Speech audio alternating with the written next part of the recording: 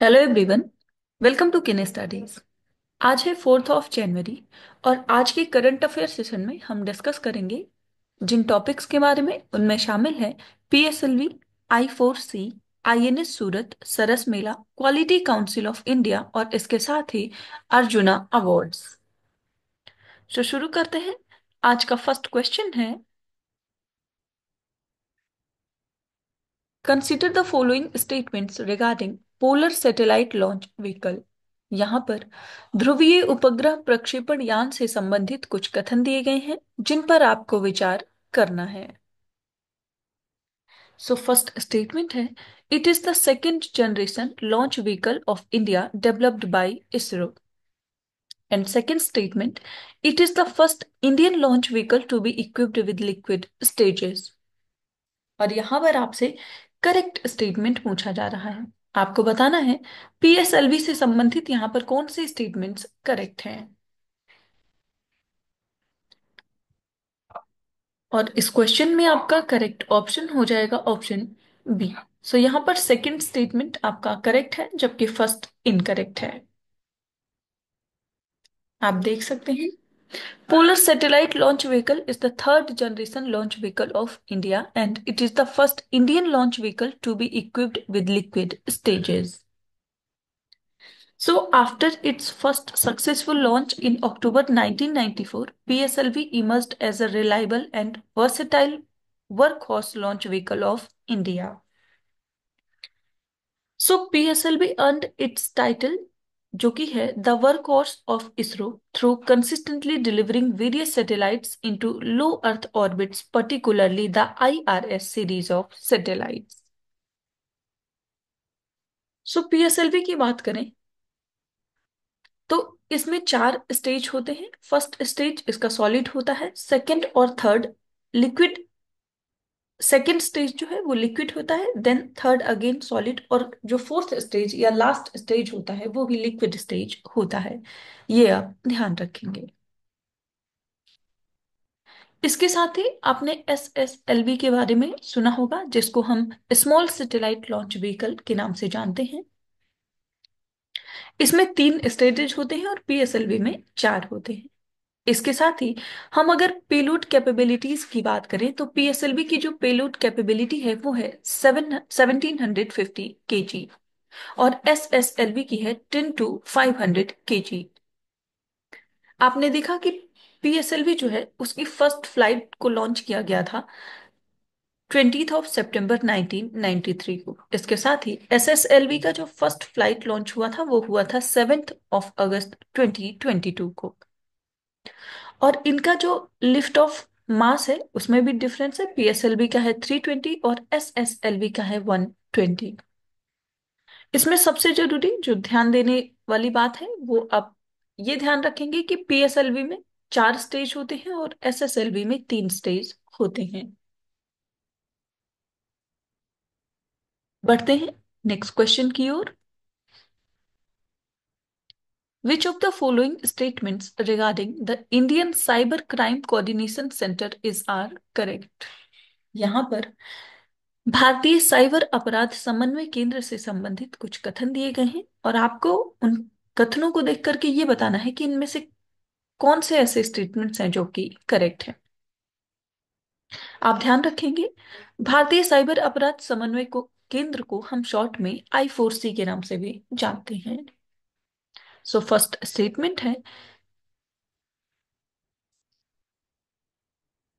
I4C aims to provide a platform for citizens to report cyber crimes and unlawful content.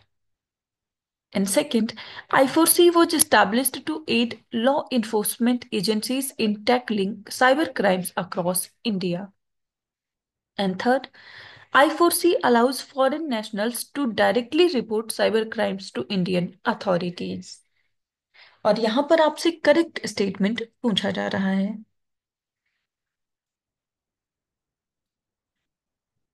इस question में आपका correct option हो जाएगा option A. सो यहां पर फर्स्ट और सेकंड स्टेटमेंट आपका करेक्ट है जबकि थर्ड इनकरेक्ट है। आप देख सकते हैं। सो I4C primarily focuses on issues within India and foreign nationals are not directly involved in reporting to Indian authorities. इसके साथ ही I4C के बारे में बात करें, जिसको हम Indian cyber crime coordination centre के नाम से जानते हैं। सो ये एक गवर्नमेंट इनिशिएटिव है to deal with the cyber crime in India in a coordinated and effective manner. और ये एफिलिएटेड है मिनिस्ट्री ऑफ होम अफेयर्स से।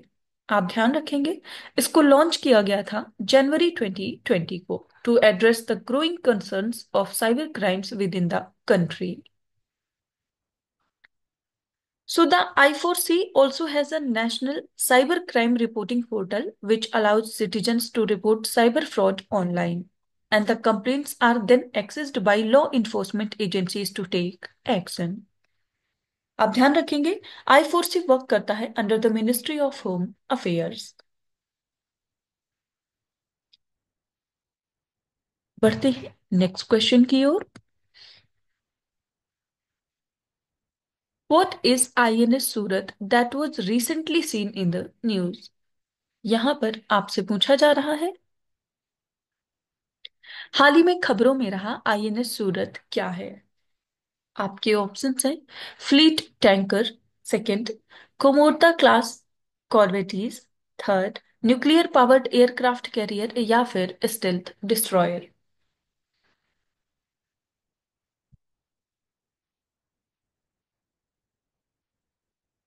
और इस क्वेश्चन में आपका करेक्ट ऑप्शन हो जाएगा ऑप्शन डी। सो INS सूरत एक स्टेल्थ डिस्ट्रॉयर है।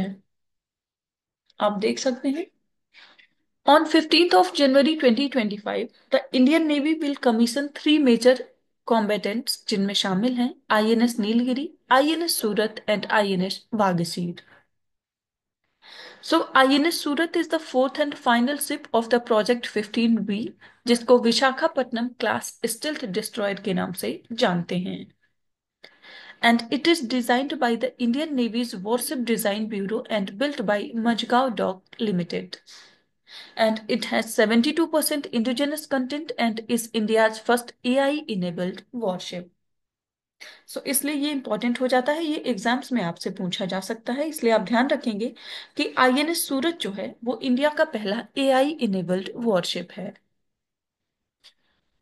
And the ship has a displacement of 7,400 tons and is 163 meters long and can reach speed up to 60 kilometer per hour.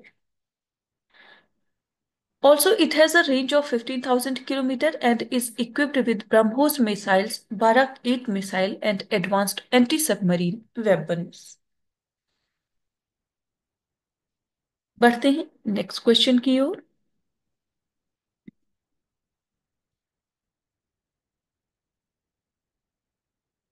Which state is the host of National Saras Mela 2025? यहां पर आपसे पूछा जा रहा है, राष्ट्रीय सरस मेला 2025 का मेजबान राज्य कौन सा है? आपके ऑप्शंस हैं कर्नाटका, केरला, महाराष्ट्र या फिर गुजरात। और इस क्वेश्चन में आपका करेक्ट ऑप्शन हो जाएगा ऑप्शन बी। सो इसका आयोजन किया जाएगा केरला में। आप देख सकते हैं, the national Saras Mela will be held at Chengannur, Kerala from 20th of January to 31st at the Cheganur Municipal Stadium and organized by the Kudambashree Mission. It will promote rural products on a unified platform. So the Mela features 300 stalls from 28 states, including 200 from Kerala, showcasing handcrafted items, jewelries, textiles, and home decor. So it provides self-help groups, neighborhood groups, and artisans a platform to reach urban markets. सो ये जो सरस मेला है, इस event का जो मुख्य उद्देश्य है वो है to empower rural women, promote economic empowerment and preserve cultural heritage. और इस फेयर में कई सारी एक्टिविटीज का आयोजन भी किया जाता है, जैसे कि कल्चरल परफॉर्मेंस, इसके साथ ही किड्स जोन बनाया जाता है, सेल्स और एग्जीबिशंस का आयोजन किया जाता है।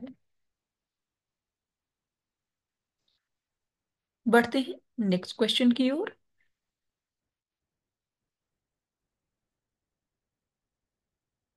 Consider the following statements about the Quality Council of India. यहां पर आपसे भारतीय गुणवत्ता परिषद के बारे में कुछ कथन दिया गया है जिन पर आपको विचार करना है। फर्स्ट स्टेटमेंट है, QCI is a non-profit organization that aims to promote quality in all sectors of Indian economy. And second, QCI was established in 1997 through a collaborative effort between the Government of India and Indian industry. और यहां पर आपसे correct statement पूछा जा रहा है। Quality Council of India से संबंधित यहां पर कौन से स्टेटमेंट्स करेक्ट हैं ये आपको बताना है। और इस क्वेश्चन में आपका करेक्ट ऑप्शन हो जाएगा ऑप्शन सी। सो यहां पर दोनों ही स्टेटमेंट्स करेक्ट हैं। So QCI is governed by a council of 38 members with equal representations of government, industry, and consumers. And the chairman of QCI is appointed by the Prime Minister of India on the recommendation of the industry to the government. So QCI की बात करें तो it has also played an important role in the One District One Product initiative to encourage products from remote areas to find markets in India and abroad. And it had also contributed significantly in the GI tagging initiative and in completing the Swachh Sarvekshan. So QCI के बारे में आपने देखा, इसको setup किया गया था through a PPP model as an independent autonomous organisation with the support of government of India and Indian industry represented by three major industry associations. So ये जो तीन मेजर इंडस्ट्रीज हैं जिनके तहत इसका जो स्थापना है वो किया गया था, उनमें शामिल है एसोचैम, जिसे हम associated chambers of commerce and industry of India के नाम से जानते हैं। Second is confederation of Indian industry and third one is फिकी, जिसे हम federation of Indian chambers of commerce and industry के नाम से जानते हैं। और आपने देखा कि QCI एक नॉन फॉर प्रॉफिट ऑर्गेनाइजेशन है। बढ़ते हैं नेक्स्ट क्वेश्चन की ओर। How many Arjuna Awards for outstanding performance in the sports and games were announced in 2024? यहां पर आपसे पूछा जा रहा है 2024 में खेलों में उत्कृष्ट प्रदर्शन के लिए कितने अर्जुन पुरस्कारों की घोषणा की गई है। आपके ऑप्शंस हैं 20, 29, 32 या फिर 26।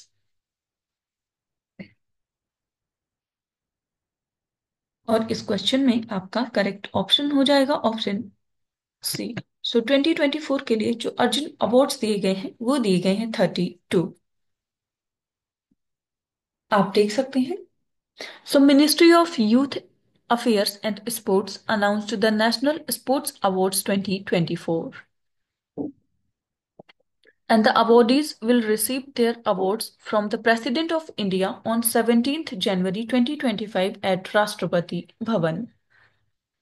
इसके साथ ही मेजर ध्यानचंद खेल रत्न अवार्ड्स भी चार अनाउंस किए गए हैं जो कि दिए गए हैं डी गुकेश को, और ये संबंध रखते हैं चेस से। हरमनप्रीत सिंह ये संबंध रखते हैं हॉकी से। देन प्रवीण कुमार ये पैरा एथलीट्स हैं। और मनु भाकर जो कि शूटिंग से संबंध रखती हैं। सो अर्जुना अवार्ड्स की बात करें तो this award is given for outstanding performance in sports and games and it is the second highest sporting honour of India.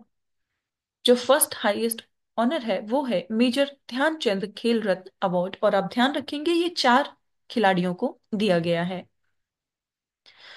So the award Arjuna award is named one of the characters of Sanskrit epic Mahabharata of ancient India. आपने देखा कि ये जो award है ये annually दिया जाता है by the ministry of youth affairs and sports के द्वारा। And before the introduction of Major Dhyan Chand Khel Ratna in 1991 and 1992, Arjuna Awards were the highest sporting honor of India. तो आप ध्यान रखेंगे, मेजर ध्यानचंद खेल रत्न अवार्ड जो शुरू किया गया, ये शुरू किया गया 1991 एंड 1992 से। सो आज के करंट अफेयर सेशन में इतना ही। Thank you for watching. Do like, share and subscribe.